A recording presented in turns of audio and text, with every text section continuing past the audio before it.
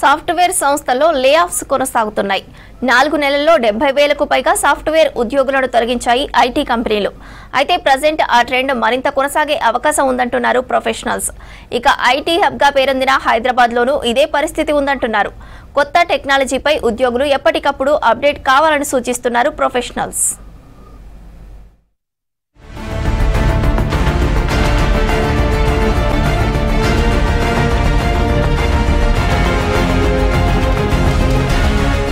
ఇప్పటి యూత్కు కలల job IT ఉద్యోగం, లక్షల్లో జీతం, వీకెండ్స్, హాలిడేస్. ఒక్కసారి ఐటీ ఉద్యోగం వచ్చిందంటే చాలు, లైఫ్ స్టైల్ మారిపోతే. బ్రాండెడ్ క్లోత్స్, కార్లు, వీకెండ్స్లో ఫ్రెండ్స్తో ఎంజాయ్. కానీ ఇప్పుడు ఈ ఉద్యోగుల్లో భయం కనిపిస్తోంది. రోజుకు వస్తున్న లేటెస్ట్ టెక్నాలజీతో ఐటీ సెక్టార్లలో ఎప్పుడు ఉద్యోగం ఊడుతుందోనన్న భయాందోళనలో ఉంటున్నారు సాఫ్ట్వేర్ ఎంప్లాయీస్.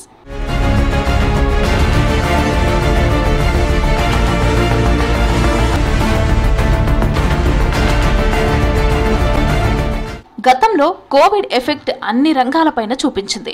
2022లో ఒక్క ఐటీ సెక్టార్లోనే దాదాపు 1,65,000, 2023లో 2 లక్షలకు పైగానే ఉద్యోగులను తొలగించాయి. ఇక దీంతో చాలా మంది ఇబ్బందుల్లో పడ్డారు. న్యూ టెక్నాలజీతో ఉద్యోగాలు పోతూనే ఉన్నాయి. క్రాస్ కట్టింగ్ పేరుతో గత ఏడాది దాదాపు 1,00,000 మందిని ఆయా సంస్థలు తీసేశాయి. ఇప్పుడు ఆటోమేషన్, ఆర్టిఫిషియల్ ఇంటెలిజెన్స్, రీసెషన్ వల్ల 4 నెలల్లోనే దాదాపు 70,000 మందికి ఉద్యోగాలు పోయాయి.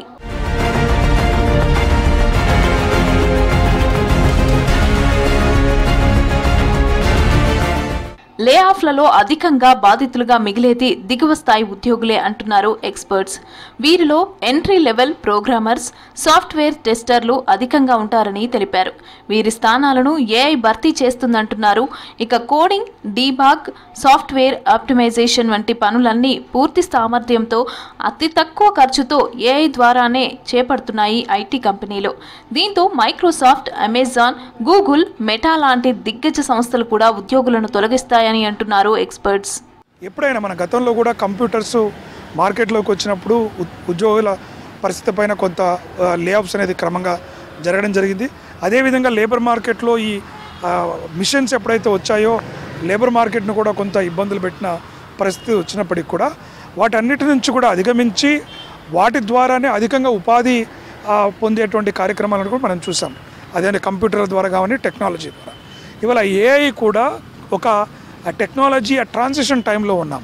కాబట్టి ఎప్పుడైతే ఈ టెక్నాలజీ ఆ కంపెనీస్ అడాప్ట్ చేసుకుంటాయో మానవ వనరుల అవసరం ఒక స్వల్పకాలికానికి తగ్గినప్పుడు ఉద్యోగాల కల్పన అనేటువంటిది తగ్గిపోవచ్చు. దిగ్గజ సంస్థలతో పాటు స్టార్టప్స్ కూడా ఆటోమేషన్, ఏఐ వాడకం, ఫండింగ్ అందకపోవడం, ఆర్థిక ఒత్తిళ్లతో లే ఆఫ్స్ బాట పడుతున్నాయి. INC 42 డేటా ప్రకారం ఈ ఏడాదిలో ఇప్పటి వరకు 3,600 మందికి పైగా ఉద్యోగులను స్టార్టప్లు తొలగించాయని అంటున్నారు నిపుణులు.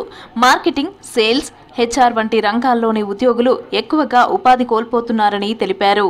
టెక్నాలజీ అనేది చాలా తక్కువ కాలంలోనే మార్పులకు గురి అవుతున్నది కాబట్టి వాటన్నిటిని కూడా అందిపుచ్చుకునే విధంగా ఉండాలి. ఆ మార్కెట్లో వస్తున్నటువంటి ఏఐ కానీ, మిషన్ లెర్నింగ్ కానీ, డేటా అనలిటిక్స్ కానీ వాటికి సంబంధించిన వాటికి ఎప్పటికీ అప్పుడు అప్డేటెడ్గా నేర్చుకున్నట్లయితే ఉద్యోగస్తులు నిలదొక్కుకోవడమే కాదు భారీగా వేతనాలు పొందడానికి కూడా ఆస్కారం ఉంటుంది.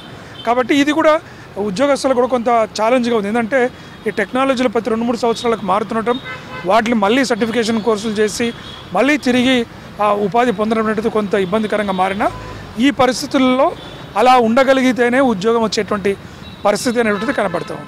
ఐటీ హబ్గా పేరున్న హైదరాబాద్లోనూ లే ఆఫ్స్ కొనసాగుతున్నాయి. దిగ్గజ కంపెనీలు కాస్ట్ కట్టింగ్ పేరుతో నెమ్మదిగా ఉద్యోగులను తొలగించి ఆర్థిక భారాన్ని తగ్గించుకుంటున్నాయి.